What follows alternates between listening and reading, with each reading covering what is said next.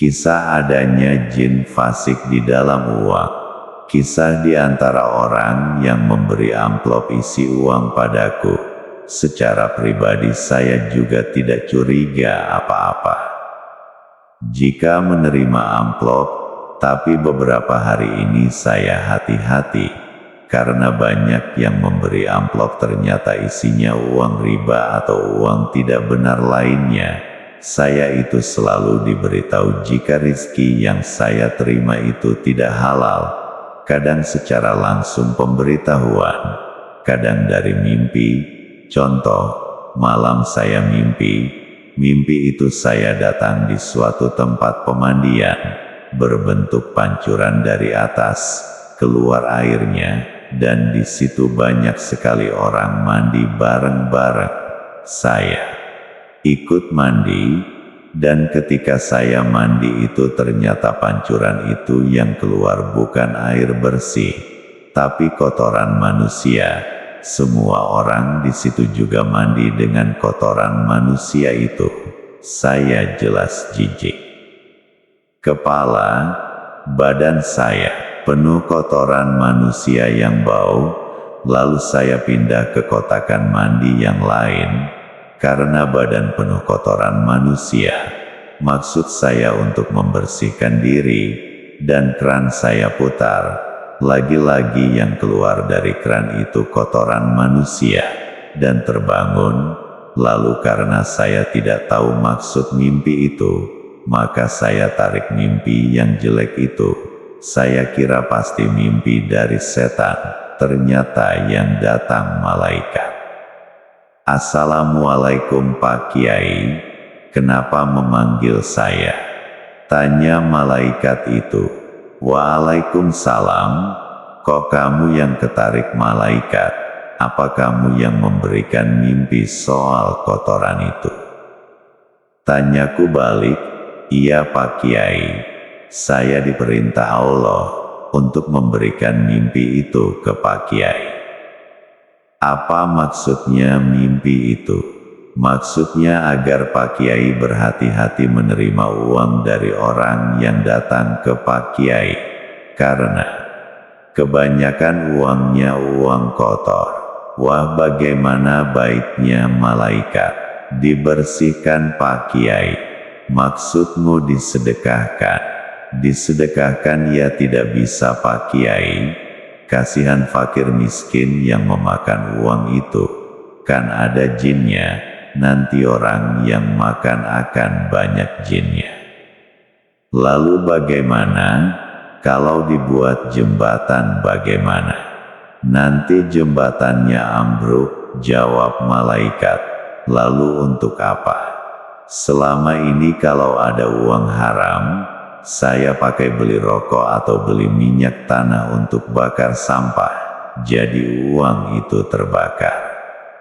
"Ya itu bagus Pak Kiai. Tapi sekarang kan sudah tidak bakar sampah. Kalau uang itu dibakar langsung malah nanti saya ditangkap pemerintah." "Wah, susah juga ya Pak Kiai. Kamu dari malaikat langit berapa?" 10.000 Pak Kiai." "Namamu siapa?" "Malaikat Jana." "Malaikat Jana, nanti kalau Pak Kiai dapat uang, kamu yang kebagian mensortirnya, ada yang haram apa tidak?" "Ya Pak Kiai siap." Itu cerita uang haram. Pernah suatu kali saya menerima amplop isi uang. Tanpa curiga saya belikan terong dan minuman. Waktu sholat dizikir di perut kerasa banyak sekali jin berlarian di perut. Jin itu kan punya wujud asli. Kalau jin fasik, biasanya berwujud binatang berbisa. Ada kelabang, kalajengking, ulat, singgat, ular dan lain-lain. Di perut banyak sekali berjalan, keluar-keluar kayaknya ulat, kelabang, juga kalajengking, soalnya pakai gigit dalam perut. Terasa panas gigitannya. Waktu zikir wakia, sudah tak tahan karena mereka seliwar-seliwer. setelah zikir cepat-cepat ke kamar, dan kutarik keluar. Kamu kenapa di dalam perutku jin? Apa kamu dikirim? Jangan dusta. Kalau dusta tubuhmu terpotong-potong, dan terbakar api neraka. Saya dari minuman yang Pak Kiai minum, jelasnya, saya tidak minum di luar, saya hanya minum air yang saya beli dari Indomaret. Saya dari uang yang Pak Kiai pakai beli minuman itu. Lakok bisa di minuman. Karena uang itu Pak Kiai beli minuman, maka saya pindah ke dalam minuman itu. Ada berapa banyak dalam satu uang itu? 1 lembar, ada 1 kerajaan. Wah, banyak sekali. Memangnya orangnya nyupang atau bersekutu dengan iblis? Tidak Pak Kiai. Orang itu menerima uang itu dari yang mencalonkan pilkada, dan yang mencalonkan pilkada itu uangnya dari para bos yang ingin jagoannya jadi. Dan uang itu dari korupsi dan dari hal-hal yang haram, seperti menjual ekstasi obat itu Pak Kiai, juga dari jual minuman keras. Kalian mengirim uang itu di perintah iblis. Ya Pak Kiai, kami di bawah perintah iblis, tapi kami hanya bisa masuk ke uang haram saja. Nah itu kenapa kita harus hati-hati menerima uang. Jangan jadi hijau menerima uang. Dilihat uang itu dari mana, sebab akan mempengaruhi orang yang makan. Riba itu apa? Semua bentuk bunga bank dan non-bank, semua kredit dengan harga beda dari beli kontan. Intinya bukan di baik atau tidak baik, tapi Allah melarang. Kumpul kebo, kamu merasa itu enak, nyaman, gak usah bertele-tele, tapi Allah melarang, maka tidak boleh, walau kamu berdalih. Kebo saja selama ini kumpul kebo tak pernah sakit kelamin, lalu kamu merasa kumpul kebo itu baik. Larangan ini hanya untuk manusia. Kayak sholat itu hanya diperintahkan kepada manusia. Itu juga syaratnya harus muslim. Jadi kok ada kebo rajin ke masjid, sarungan, pecian, pakai pakaian koko. Kebo itu tetap tidak dapat pahala, karena dia tidak diperintah. Begitu juga kebo kumpul sama kebo hubungan badan di pinggir jalan, sampai berkali-kali, juga tidak dihitung dosa.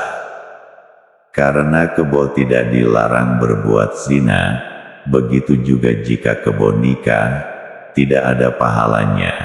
Ada kebo sedekah juga tidak dapat pahala. Kita itu menjadi manusia itu sudah untung. Ada pahala, ada dosa, ada larangan, ada perintah. Kita meninggalkan yang dilarang, kita mendapatkan pahala. Juga menjalankan yang diperintah kita juga mendapat pahala. Ada surga siap kita tempati. Kerbau, embek, ulet, dan binatang-binatang itu tidak masuk surga. Apa kita lebih memilih jadi mereka? Iblis dulu dilaknat Allah karena disuruh sujud kepada Nabi Adam. Iblis merasa sujud itu salah. Sujud ia hanya kepada Allah, tapi hujahnya iblis malah menjadikan dia dilaknat karena tidak taat pada Allah.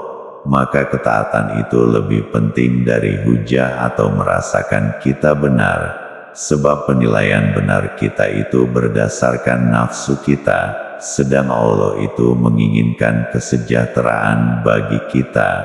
Menurut kita baik, belum tentu baik dalam hasil akhirnya. Jika seseorang menghutang riba, hutang di bank, maka uangnya itu akan ada jinnya. jika uang itu dibelikan sesuatu, maka jin yang dari uang itu akan menempel pada sesuatu. Kalau dibelikan makanan, maka makanan itu akan ada jinnya. Kalau dimakan, jin akan masuk ke dalam tubuh. Setiap hari makan dari uang riba, maka akan ribuan jin masuk ke dalam tubuh. Setiap uang ada jinnya itu biasanya misalkan 100.000, maka akan 1.000.000 jin di dalam uang itu. Loh, saya tahu dari mana? Saya itu kalau dapat uang dari tamu atau diberi uang dalam amplop, maka uang itu saya cek, dan jika ada jinnya, saya keluarkan jinnya, lalu saya tanya. Mereka tidak bisa bohong pada saya karena kalau bohong tubuhnya akan terpotong-potong atau akan tersambar api neraka seketika itu juga, sehingga saya bisa mendapatkan kejelasan. Jadi uang riba itu akan ada jin di dalam uang itu, dan mereka dibawa perintah iblis. Makanya kenapa pemakan uang riba itu di Al-Quran diumpamakan akan berjalan seperti orang gila. Gimana gak seperti gila? Karena makan jin, dan jin makin banyak di badannya, otomatis badannya dibisiki jin itu, pontang-panting stres karena hutang terus bertambah. Puyeng 7 keliling, karena di kepalanya isi otaknya dimakan sama jin itu. Solusinya bagaimana? Ya dibayar lunas hutangnya, dan jangan ngutang riba lagi. Sang Kiai